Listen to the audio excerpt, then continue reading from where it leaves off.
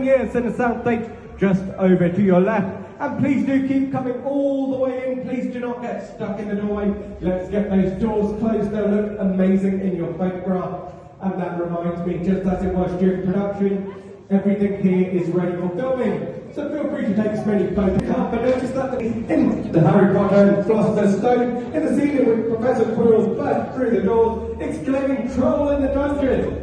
Now, our pumpkins have been recreated by hand by Piero Hanna and his very talented prop making department under the guidance of production designer Stuart Craig. Now, each pumpkin has a uniquely spooky expression carved in, so do take a look up and see if you can notice the subtle differences. Now, as you look up, you may also notice that something in here is missing. The ceiling. Now, remember the Great Hall ceiling was enchanted, and it would have been a little bit tricky getting all the stars and clouds in here. Those were magically added with computers using a process called CGI, a ceiling created by our very talented prop making department. Now, just as Harry, Ron and Hermione would have done, we walk through the doors, down the central aisle, and all the way up to the teacher's table.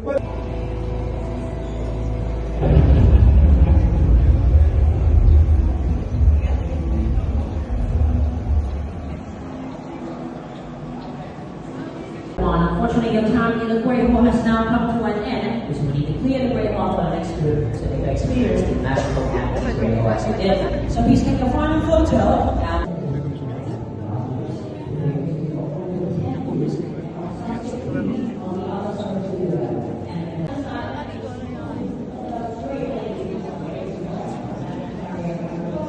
It seems like ages ago that I first walked into the Great Hall.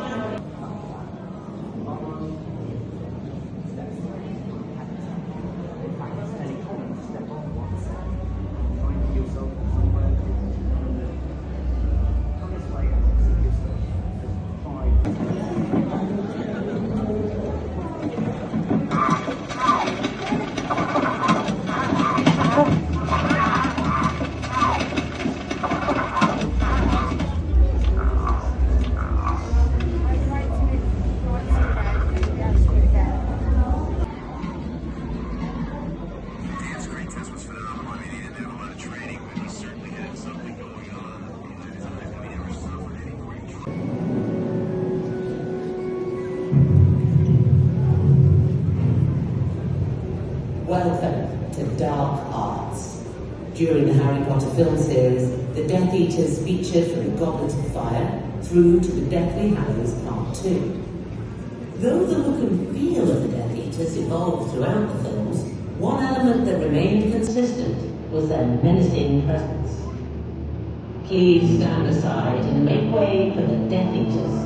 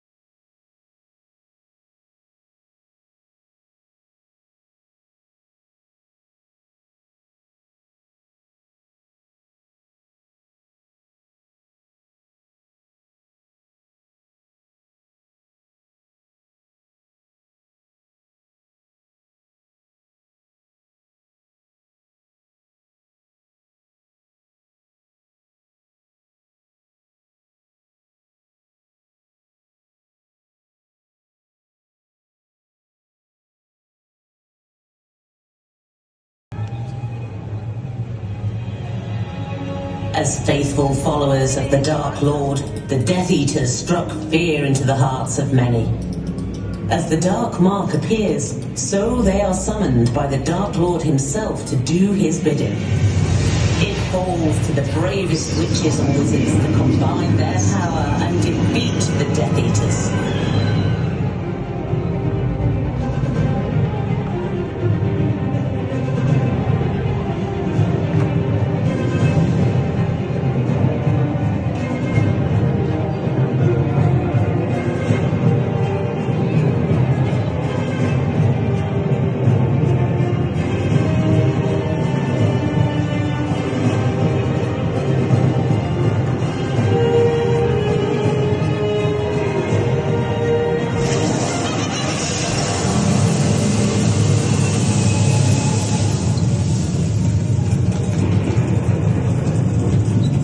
We invite you to step forward and take a photo with our Death Eaters.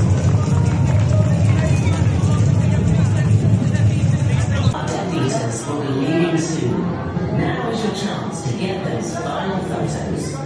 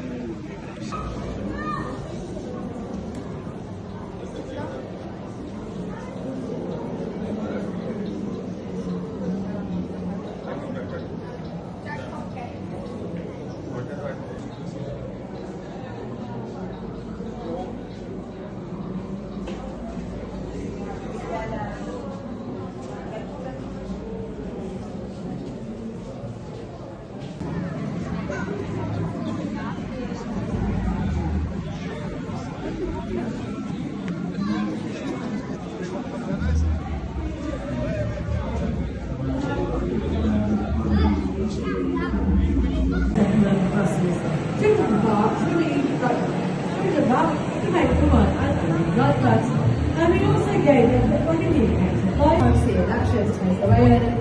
Take it away, yeah. Take it away.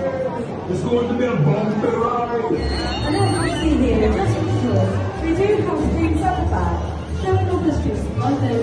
But for filming, we did have a blue screen surrounding the bus, and the streets of Great Hall as production. So saying that during production, just in case, we did have three brothers, Mr. Boys, and the fourth flower.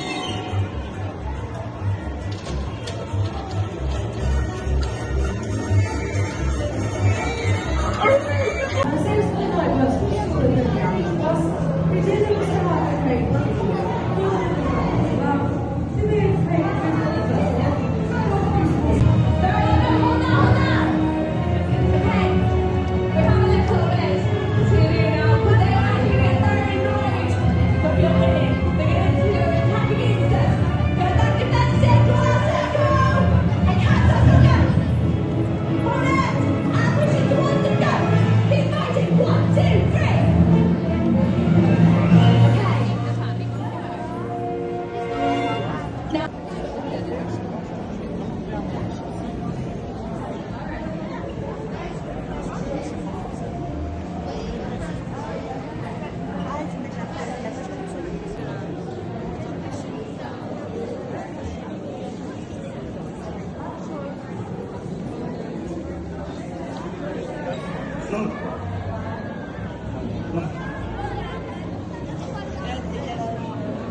was their menacing presence.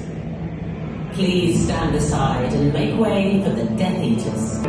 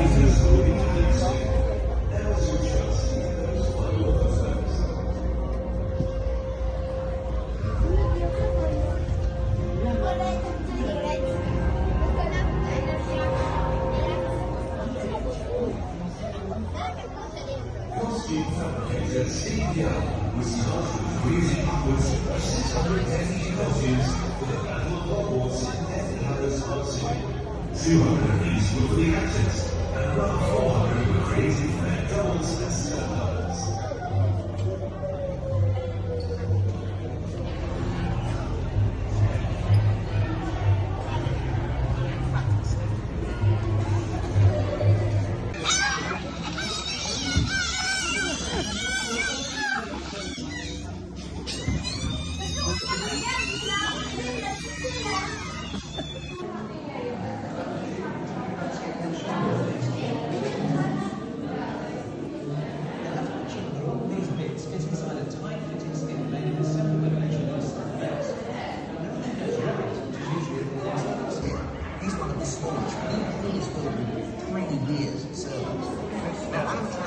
Size from the scabbards to the living monsters up to the boar's head. But that wasn't the largest, was it? You've never turned down the opportunity to look at the dragon. Head round the corner.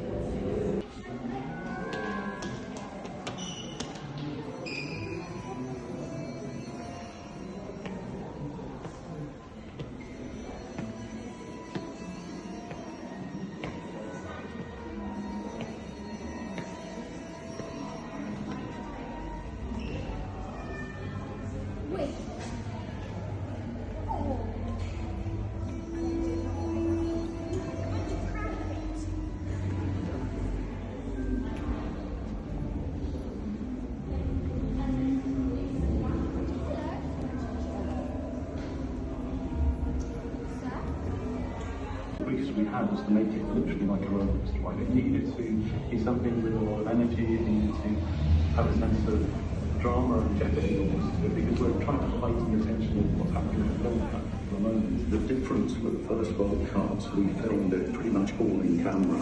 On the second half, everything we filmed was CGI or extra. The treasure was actually very complex to work out. So there were two big challenges. First, the following of treasure, and the idea is it's expansion. But then also the fact that there's the safety aspect of the kids being inside of it. If you made these pieces of debris out of metal and brass, they're actually quite dangerous. So we have to rubberize all of the pieces that are going to be into it. Obviously, there was a lot of CGI involved because although we could make treasure Best, they're contributing their best to create such a great scene.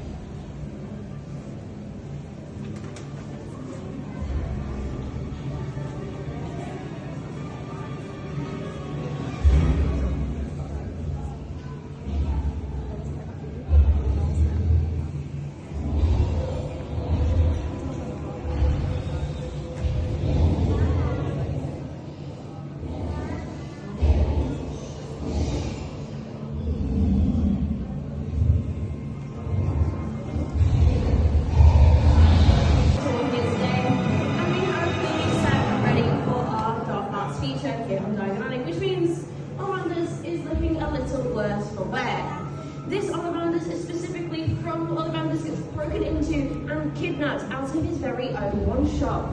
Now we did in fact make that explosion happen live on set, but we had to do a few things to make sure it was absolutely safe to happen. For instance, we swapped out the glass on the middle and the bottom windows for sugar glass so no one would get hurt.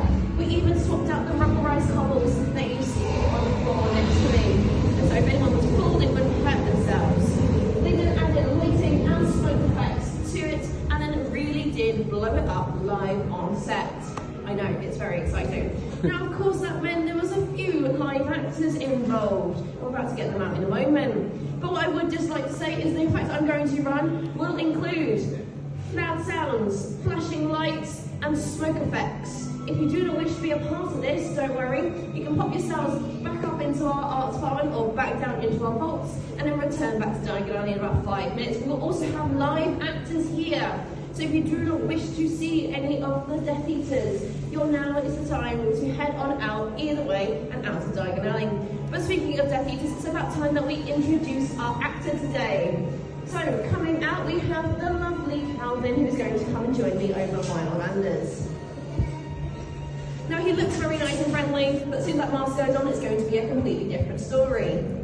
Now Calvin, as you can see, is actually wearing one of our original costumes, and particularly he is wearing one of our male presenting Death Eater costumes. Now they do differ to the female costumes ever so slightly.